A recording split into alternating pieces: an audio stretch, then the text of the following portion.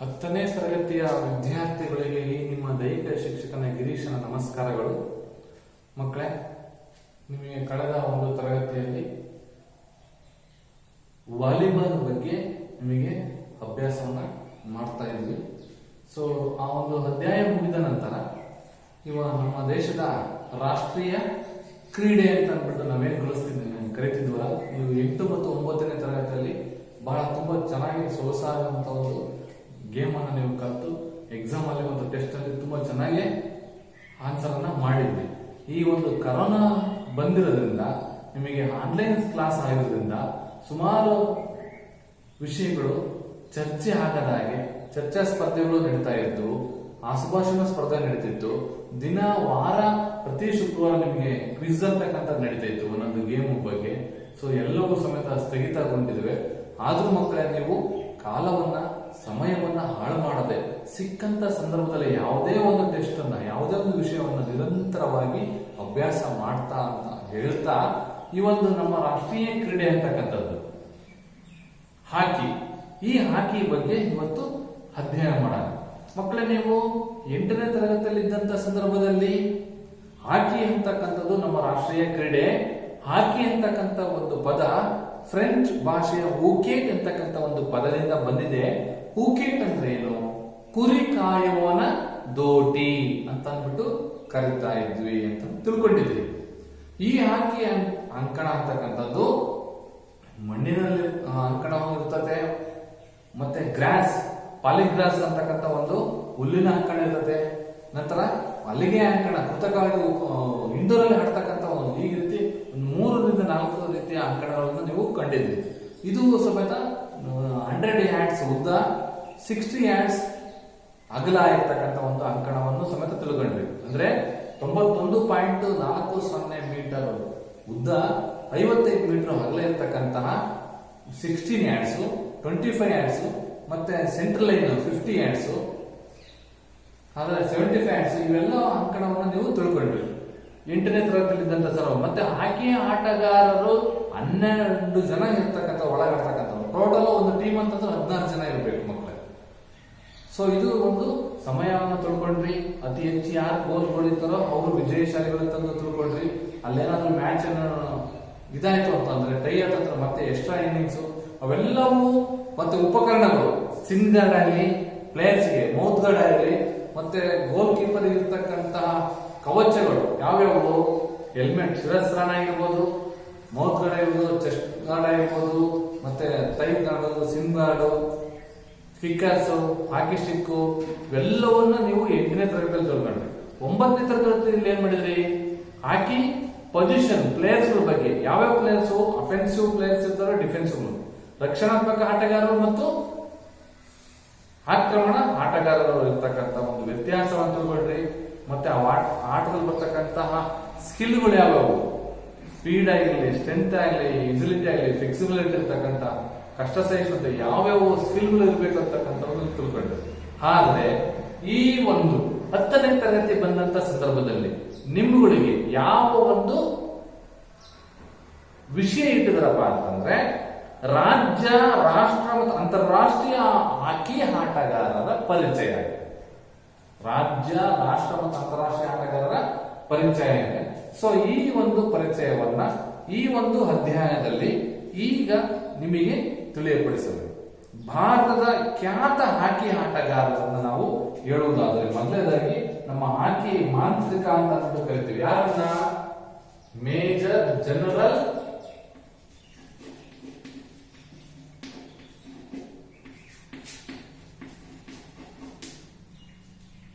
ಧ್ಯಾನ್ ಚಂದ್.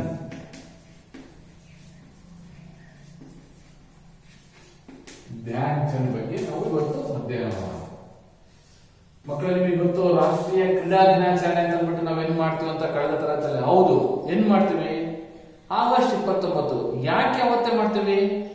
ಈ ಪುಣ್ಯಾತ್ಮ ಹುಟ್ಟಿದಂತಹ ಸಮಯ, ದಿನ ಆಗಸ್ಟ್ 29 ನಾವು ರಾಷ್ಟ್ರೀಯ ಕ್ರೀಡಾ ದಿನಾಚರಣೆ ಅಂತ ಅಂದ್ಬಿಟ್ಟು ನಾವು ಮಾಡ್ತೀವಿ.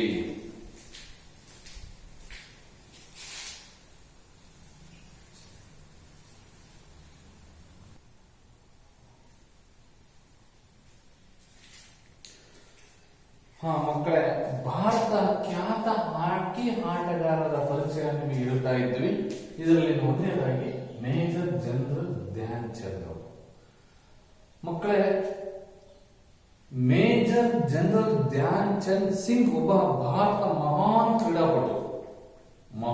ಕ್ರೀಡಾಪಟು ಅಂದ್ರೆ ಹಾಕಿ ಸ್ಟಿಕ್ ಅಲ್ಲಿ ಅಯಸ್ಕಾಂತನೇ ಇದೇನಪ್ಪ, ಎಂತಹ ಆಟಗಾರ ಅಂತಂದ್ಬಿಟ್ಟು ಅವತ್ತಿನ ಒಂದು ಜರ್ಮನ್ನ ಅಡಾಲ್ಟ್ ಹಿಟ್ಲರ್, ನೀವು ಹೆಸರು ಕೇಳುವುದು ಇತಿಹಾಸದಲ್ಲಿ, ಅಡಾಲ್ಟ್ ಹಿಟ್ಲರ್ ಇವರ ಆಟವನ್ನು ಮೆಚ್ಚಿ, ಈ ಮೇಜರ್ ಜನರಲ್ ನೀನು ನಮ್ಮ ಒಂದು ದೇಶದ ನಿನಗೆ ಯಾವ ಒಂದು ಹುದ್ದೆ ಬೇಕೋ ಆ ಹುದ್ದೆಯನ್ನು ನಾನು ನಿಮಗೆ ಕೊಡುತ್ತೇನೆ, ನೀವು ನನ್ನ ದೇಶಕ್ಕೋಸ್ಕರ ಹಾಡಿ ಅಂತ ಕೇಳ್ಕೊಂಡಾಗ ಅವನು ಒಪ್ಪಿಲ್ಲ.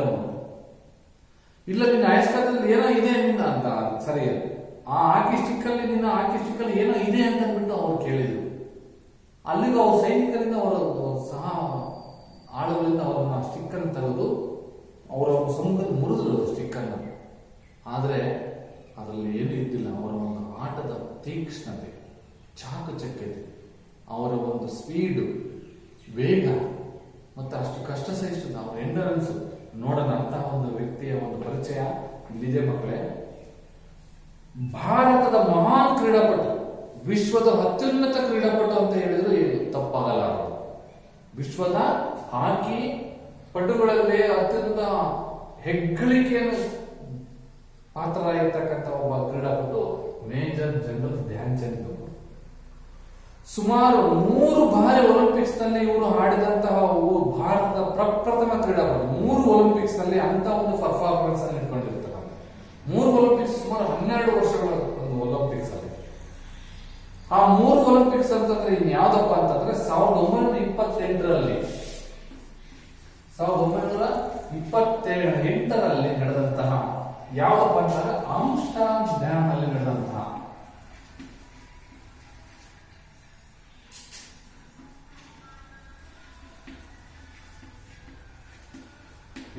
ಆಮ್ಸ್ಟರ್ಡ್ಯಾಮ್ ನಲ್ಲಿ ನಡೆದಂತ ಒಂದು ಒಲಿಂಪಿಕ್ಸ್ ನಲ್ಲಿ ಇವರು ಭಾಗವಹಿಸಿದ್ರು. ನಂತರ 1930ರ ಲಾಸ್ ಏಂಜಲ್ಸ್ ಅಲ್ಲಿ 1932ರ ನಡೆದ ಲಾಸ್ ಏಂಜಲ್ಸ್,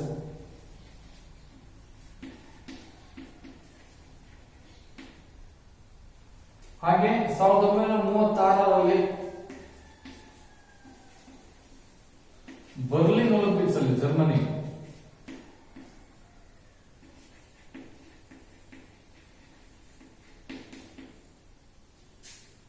ಚಿನ್ನದ ಪದಕವನ್ನು ಗೆದ್ದಂತ ಭಾರತ ಹಾಕಿ ತಂಡದ ಅಲ್ಲಿ ಇರತಕ್ಕಂಥ ಅವರ ಪಾತ್ರ ಪ್ರಮುಖವಾಗಿದೆ. ಈ 3 ಒಲಿಂಪಿಕ್ಸ್ ನಲ್ಲಿ ಬಂಗಾರದ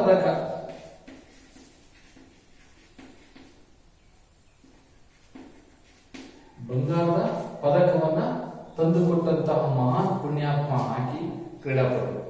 ಸೊ ಹೀಗೆ ಇವರು 1928ರ ಆಮ್ಸ್ಟರ್ಡ್ಯಾಮ್ ನಲ್ಲಿ ನಡೆದಂತಹ ಒಂದು ಒಲಿಂಪಿಕ್ಸ್ ನಲ್ಲಿ, 1932ರಲ್ಲಿ ಲಾಸ್ ಏಂಜಲ್ಸ್ ಒಂದು ಒಲಿಂಪಿಕ್ಸ್ ನಲ್ಲಿ, ಹಾಗೆ 1936ರಲ್ಲಿ ಬರ್ಲಿನ್ ನಲ್ಲಿ ನಡೆದಂತಹ ಒಂದು ಒಲಿಂಪಿಕ್ಸ್ ಕ್ರೀಡಾಕೂಟದಲ್ಲಿ ಬಂಗಾರ ಪದಕವನ್ನ ಅಥವಾ ಚಿನ್ನದ ಪದಕವನ್ನ, ಗೋಲ್ಡ್ ಮೆಡಲ್ ಅನ್ನು ತಂದುಕೊಟ್ಟಂತಹ ಧ್ಯಾನ್ ಚಂದ್ ಅವರಿಗೆ 1956ರಲ್ಲಿ ನಮ್ಮ ಭಾರತದ ಘನ ಸರ್ಕಾರ ಅಂತಕ್ಕಂಥದ್ದು ಇವರಿಗೆ ಪದ್ಮಭೂಷಣ ಅಂತಕ್ಕಂಥ ಒಂದು ಟೈಟಲ್, ಪದ್ಮಭೂಷಣ ಅಂತ ಪ್ರಶಸ್ತಿ ಕೊಟ್ಟು ಸನ್ಮಾನಿಸಲಾಗಿದೆ. ಪದ್ಮಭೂಷಣ ಪ್ರಶಸ್ತಿಯನ್ನು ನೀಡಿ ಗೌರವಿಸಲಾಗಿದೆ. ಎಷ್ಟರಲ್ಲಿ?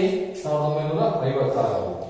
ಇವರ ಮೊದಲ ತರಬೇತುದಾರರಾದಂತ ಅಂದ್ರೆ ಧ್ಯಾನ್ ಚಂದ್ ಅವರ ತರಬೇತುದಾರರು ಪಂಕಜ್ ಗುಪ್ತಾ, ಇವರು ಕೋಚ್.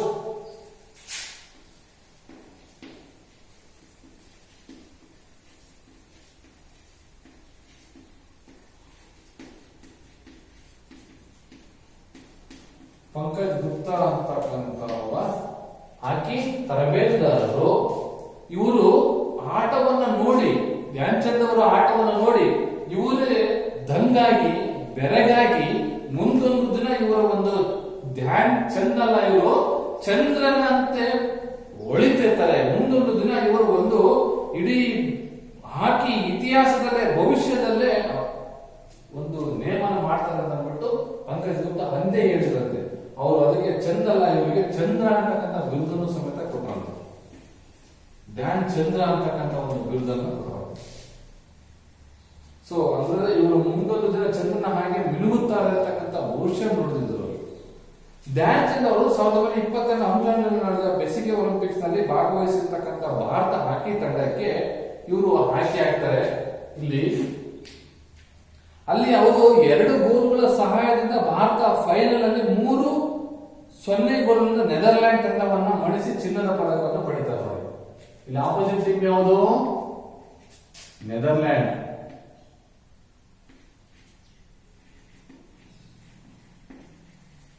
ಅದರಲ್ಲಿ 2 ಗೋಲ್ ಗಳಿಸಿದ್ರು. ಯಾರು? ವೈಯಕ್ತಿಕವಾಗಿ ಗೋಲ್ ಅವರು. ಹಾಗೆ 1932 ಲಾಸ್ ಏಂಜಲ್ಸ್ ಅಲ್ಲಿ ನಡೀತಲ್ಲ, 32 ಲಾಸ್ ಏಂಜಲ್ಸ್ ಅಲ್ಲಿ USA ವಿರುದ್ಧ ಆ ಒಂದು ಬೇಸಿಗೆ ಒಲಿಂಪಿಕ್ಸ್ ನಲ್ಲಿ ವಿಶ್ವ ದಾಖಲೆಯೊಂದಿಗೆ ಯುನೈಟೆಡ್ ಸ್ಟೇಟ್ಸ್ ಹಾಕಿ ತಂಡವನ್ನ 23-1 ಗೋಲ್ಗಳಿಂದ ನೆದರ್ಲ್ಯಾಂಡ್ ತಂಡವನ್ನ 3-0 ಗಳಿಸಿದ್ರೆ ಇವರು 2 ಗೋಲ್ ವೈಯಕ್ತಿಕ. ಇಲ್ಲಿ ಬಂದ್ಬಿಟ್ಟು 23-1 ಅಮೆರಿಕವನ್ನ ಸೋಲಿಸಿದ್ರೆ ಅಲ್ಲಿ ಚಿನ್ನದ ಪದಕವನ್ನು ತಂದುಕೊಟ್ಟು ಅದರಲ್ಲಿ ಅವರು 8 ಗೋಲು ವೈಯಕ್ತಿಕ ಗೋಲ್ ಆಗಿದ್ದು ನೋಡ್ರಿ ಮಕ್ಕಳೇ. 1928 ಆಮ್ಸ್ಟರ್ಡ್ಯಾಮ್ ನಲ್ಲಿ ಏನ್ ಚಿನ್ನದ ಪದಕವನ್ನು ಗಳಿಸಿ ಒಲಿಂಪಿಕ್ಸ್ ಅಲ್ಲಿ ಬಂಗಾರ ಪದಕವನ್ನು ಕೊಲಿಸಿದ್ರು ಧ್ಯಾನ್ ಚಂದ್, ಆಗ ನೆದರ್ಲ್ಯಾಂಡ್ ವಿರುದ್ಧ 3-0 ನಮ್ಮ ಭಾರತ ಗೆಲ್ತು. ಆ 3-0 2 ಅವರವು ಯಾರೋ ಧ್ಯಾನ್ ಚಂದ್ ಉಳಿದಿರ್ತಕ್ಕಂಥ ಗೋಲೆ ಆಗಿತ್ತು. ಅಲ್ಲದೆ 1932 ಲಾಸ್ ಏಂಜಲ್ಸ್ ಅಲ್ಲಿ ನಡೆದಂತ ಅಮೆರಿಕ ವಿರುದ್ಧ ಬಂಗಾರ ಪದಕ ಗೆದ್ರಲ್ಲ, ಅಲ್ಲಿ 23-1 ಗೆಲ್ತು ನಮ್ಮ ಭಾರತ. ಅದರಲ್ಲಿ 8 ಅವರ ವೈಯಕ್ತಿಕ ಗೋಲುಗಳಾಗಿತ್ತು. 8.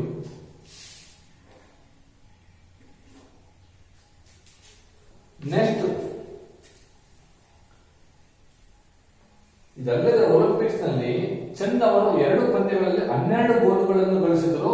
ಈ ವರ್ಷದಲ್ಲಿ ಇವರು ಒಟ್ಟು ಭಾರತ 338 ಗೋಲುಗಳಲ್ಲಿ 133 ಗೋಲುಗಳನ್ನು ತಮ್ಮ ಕೊಡುಗೆಯಾಗಿ ನೀಡಿದ್ದಾರೆ ನೋಡಿ ಆ ಒಂದು ಪಂದ್ಯದಲ್ಲೂ ಸಮೇತ. ಹೀಗೆ ಧ್ಯಾನ್ ಚಂದ್ ಅವರು 1935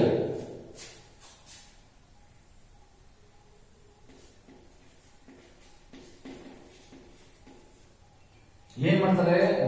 ನ್ಯೂಜಿಲೆಂಡ್ ಆಸ್ಟ್ರೇಲಿಯಾ ಪ್ರವಾಸ ಹೋಗ್ತಾರೆ. ನ್ಯೂಜಿಲೆಂಡ್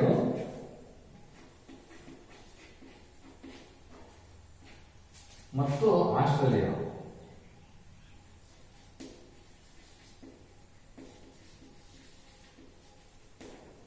ಇವೆರಡು ದೇಶಕ್ಕೆ ಪ್ರವಾಸ ಹೋದಂತ ಸಂದರ್ಭದಲ್ಲಿ 43 ಪಂದ್ಯಗಳಲ್ಲಿ ಒಟ್ಟು 584 ಗೋಲು ಭಾರತ ಪರ. ಎಷ್ಟು? 43 ಮ್ಯಾಚ್. 43 ಮ್ಯಾಚ್ ಅಲ್ಲಿ ಭಾರತ 584 ಗೋಲು ಹಾಕಿದ್ರೆ ಈ 584 ಭಾರತ ಗೋಲ್ಗಳಾದ್ರೆ ಇದರಲ್ಲಿ 201 ಗೋಲು ನಮ್ಮ ಭಾರತದ ಹಾಕಿಯ ಮಾಂತ್ರಿಕರಾದಂತಹ ಧ್ಯಾನ್ ಚಂದ್ ಅವರು 201 ಗೋಲು. 1935 ನಮ್ಮ ಹೆಂಗೆ ಈ ಕ್ರಿಕೆಟ್ ಟೀಮು ಈಗ ಆಸ್ಟ್ರೇಲಿಯಾಕ್ಕೆ ಹೋಗಿದ್ಯೋ, ಸಾರಿ ದುಬೈ ಆಸ್ಟ್ರೇಲಿಯಾ ಹೋಗಿದ್ಯೋ, ಹಂಗೆ ಅವತ್ತು 1935 ನಮ್ಮ ಹಾಕಿ ತಂಡ ಅಂತ ಭಾರತದ ರಾಷ್ಟ್ರೀಯ ಹಾಕಿ ತಂಡ ನ್ಯೂಜಿಲೆಂಡ್ ಮತ್ತು ಆಸ್ಟ್ರೇಲಿಯಾಕ್ಕೆ ಹೋಗಿತ್ತು. ಅಂತ ಸಂದರ್ಭದಲ್ಲಿ 43 ಮ್ಯಾಚ್ ಆಗ್ತಾವೆ 2 ದೇಶಗಳು ಸೇರಿ, 3 ದೇಶ ಸೇರಿ. ಆ 43 ಮ್ಯಾಚ್ 584 ಭಾರತದ ಗೋಲುಗಳಾದ್ರೆ ಅದರಲ್ಲಿ 201 ಗೋಲು ನಮ್ಮ ಹಾಕಿ ಪಿತಾಮಹರು ಅಂತ ತಪ್ಪಾಗಲಾರ್ದು ಇವತ್ತು ಧ್ಯಾನ್ ಚಂದ್ ಅವರಲ್ಲಾಗಿತ್ತು. ಸೊ ಹೀಗೆ ಅವರ ಸಾಧನೆ ನೋಡಿಬಿಟ್ಟು ಅಂದು ಅಡಾಲ್ಫ್ ಹಿಟ್ಲರ್ ಅವರು ಸಹ ಚಂದ್ ಅವರ ಸಾಧನೆ ನೋಡಿ ತುಂಬಾ ಪ್ರಭಾವಿತರಾಗಿ ಜರ್ಮನ್ ಸೇನೆಯಲ್ಲಿ ನಿನ್ನನ್ನು ಫೀಲ್ಡ್ ಮಾರ್ಷಲ್ ಆಗಿ ಕೆಲಸಕ್ಕೆ ನಿರ್ವಹಿಸಲು ನಾನು ಕರೆತಿದ್ದೀನಿ ಬಾ ಅಂತ ಹೇಳಿದಾಗ ಹಾಕಿ ತಂಡದ ನಾಯಕನ ಅಲ್ಲದೇ ನಮ್ಮ ದೇಶದ ಫೀಲ್ಡ್ ಮಾರ್ಷಲ್ ಆಗಿ ನಾನು ನಿನಗೆ ಕೆಲಸವನ್ನ ಕೊಡುತ್ತೇನೆ ಅಂತ ಕರೆದಾಗ ಅದನ್ನ ನನ್ನ ದೇಶ ಭಾರತ ಎಂಬ ದೇಶ ನನ್ನ ತಾಯಿ ನಾಡಿಗಾಗಿ ಆಡ್ತೇನೆ ಹೊರತು ಬೇರೆ ನನ್ನ ದೇಶಕ್ಕೆ ನಾನು ಆಡಲ್ಲ ಅಂತ ಅಂದ್ಬಿಟ್ಟು ಅವತ್ತೇನೆ ಅದನ್ನ ಒಪ್ಪದೆ ಒಲಿಂಪಿಕ್ಸ್ ನಲ್ಲಿ ಒಂದು ಸಾಧನೆಯನ್ನು ಮಾಡಿದಂತ ಒಬ್ಬ ಮಹಾ ಕ್ರೀಡಾಪಟು ಇದನ್ನ ಒಪ್ಪಿಲ್ಲ. ನಂತರ ಒಲಿಂಪಿಕ್ಸ್ ನ ಪೂರ್ವ ಪಂದ್ಯದಲ್ಲಿ ಅವರು ಭಾರತದ ತಂಡದ ಒಟ್ಟು 175 ಗೋಲ್ಗಳಲ್ಲಿ 59 ಗೋಲುಗಳನ್ನು ಸಮೇತ ಗಳಿಸಿದರು. ನೋಡಿ, ಒಲಿಂಪಿಕ್ಸ್ ಈಗ ನಡೀತದಪ್ಪ ಅಂತ ಅದಕ್ಕಿಂತ ಪೂರ್ವದಲ್ಲಿ ಮ್ಯಾಚ್ ಗಳನ್ನು ನಡೀತವೆ. ಆ ಮ್ಯಾಚ್ ಅಲ್ಲಿ 175 ಗೋಲ್ 59 ಗೋಲು ತನ್ನದೇ ಆಗಿರ್ತಾವೆ, ಅದರದವೇ ಆಗಿರ್ತಾವೆ. ನಂತರ ಒಲಿಂಪಿಕ್ಸ್ ನಲ್ಲಿ 38ರಲ್ಲಿ 11 ಗೋಲನ್ನು ಗಳಿಸ್ತಾರೆ.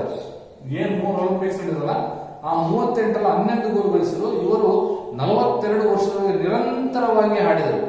42 ಇಯರ್ಸ್ ಡ್ಯಾನ್ ಚಂದ್ 42 ವರ್ಷ ಹಾಕಿಗಾಗಿ ತನ್ನ ಜೀವವನ್ನು ಮುಡುಪಾಗಿದ್ದಾರೆ.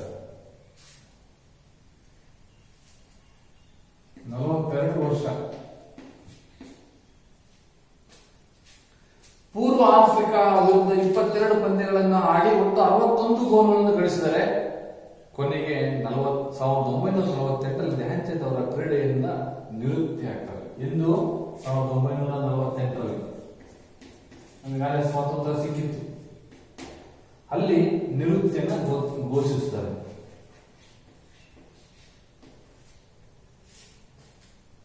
ನಂತರ ಪಾಟಿಯಾಲ ಇದೆಯಲ್ಲ NIS, ಅಲ್ಲಿ NIS ಅಂತಕ್ಕಂತ ಒಂದು ಕೋರ್ಸಿಗೆ ಡಿಪ್ಲೊಮಾ ಕೋರ್ಸ್ಗೆ ಪದವಿಯನ್ನ ಪಡಿತಾರೆ.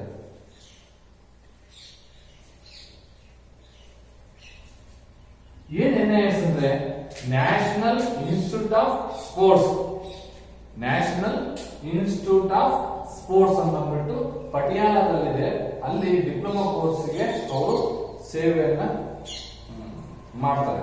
ಅವರ ಒಂದು ಜನ್ಮದಿನವಾಗಿ ಇಂದಿಗೂ ಸಮೇತ ಆಗಸ್ಟ್ 29 ನಾವು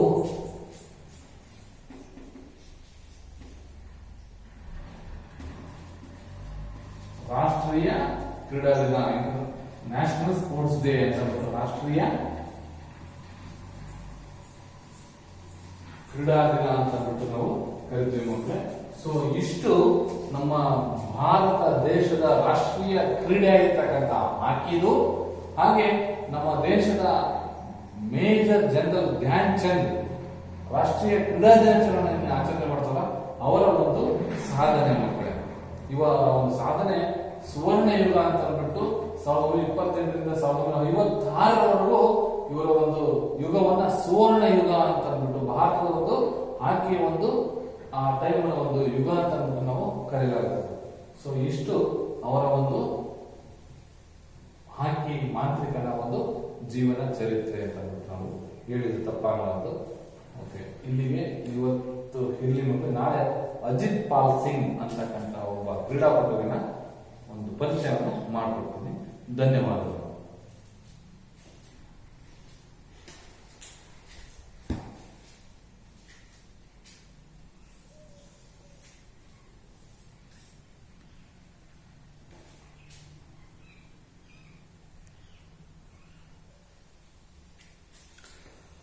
ಎರಡನೇದಾಗಿ ಅಜಿತ್ ಪಾಲ್ ಸಿಂಗ್ ಮಕ್ಕಳೇ. ಅಜಿತ್ ಪಾಲ್ ಸಿಂಗ್ ಅವರು ಭಾರತ ದೇಶದ ಮತ್ತೊಬ್ಬ ಹಾಕಿ ಕ್ರೀಡಾಪಟು.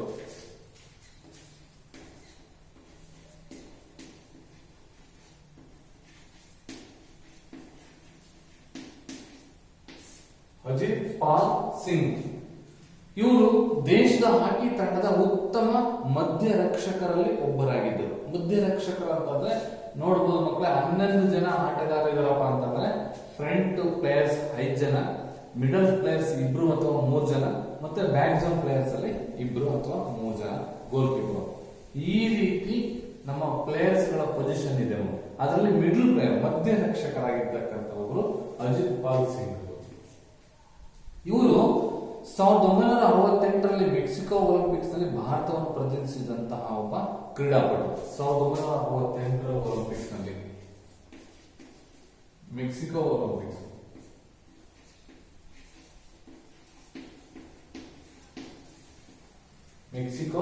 ಒಲಿಂಪಿಕ್ಸ್ ನಲ್ಲಿ ಭಾರತವನ್ನು ಪ್ರತಿನಿಧಿಸಿದ ಇವರು 1976 ಮಾಂಟ್ರಿಯಲ್ ಒಲಿಂಪಿಕ್ಸ್ ನಲ್ಲಿ ತಂಡದ ನಾಯಕರಾಗಿದ್ದರು. 1948ರಲ್ಲಿ ಇವರು ತಂಡದ ಸದಸ್ಯರಾದ್ರೆ 76 ಮಾಂಟ್ರಿಯಲ್ ಒಲಿಂಪಿಕ್ಸ್ ಅಲ್ಲಿ ನಾಯಕರಾಗಿದ್ದರು.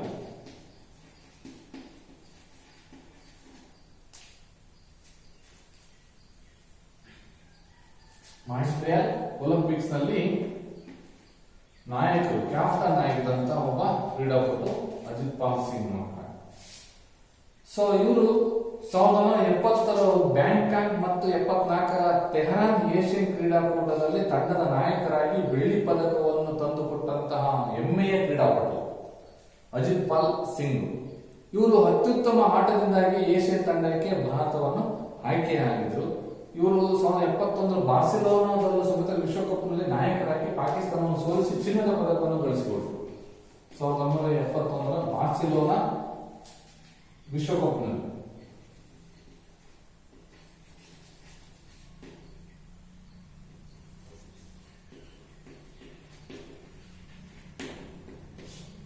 ಭಾರತದ ಮತ್ತೊಬ್ಬ ಹಾಕಿ ಕ್ರೀಡಾಪಟುವಾಗಿದ್ದ ಅಜಿತ್ ಪಾಲ್ ಸಿಂಗ್ ಅವರು 1968ರಲ್ಲಿ ಮೆಕ್ಸಿಕೋ ಒಂದು ಒಲಿಂಪಿಕ್ಸ್ ಕ್ರೀಡಾಕೂಟದಲ್ಲಿ ತಂಡದ ಸದಸ್ಯರಾಗಿದ್ದರು. ಆದರೆ 1976ರಲ್ಲಿ ಮಾಂಟ್ರಿಯಲ್ ಒಲಿಂಪಿಕ್ ಕ್ರೀಡಾಕೂಟದಲ್ಲಿ ಇವರು ತಂಡದ ನಾಯಕತ್ವವನ್ನು ವಹಿಸಿಕೊಂಡು ತಮ್ಮ ತಂಡವನ್ನ ಮುನ್ನಡೆಸಿ ಅಲ್ಲಿ ಚಿನ್ನದ ಪದಕವನ್ನ ಗಳಿಸಿಕೊಡ್ತಾರೆ. ಹಾಗೆ 1971ರಲ್ಲಿ ಬಾರ್ಸಿಲೋನಾ ವಿಶ್ವಕಪ್ ಕ್ರೀಡಾಕೂಟದಲ್ಲಿ ಪಾಕಿಸ್ತಾನವನ್ನು ಸೋಲಿಸಿ ಚಿನ್ನದ ಪದಕ ವಿಶ್ವಕಪ್ನಲ್ಲಿ ಚಿನ್ನದ ಪದಕವನ್ನ ಗಳಿಸಿದಂತಹ ಕ್ರೀಡಾಪಟು.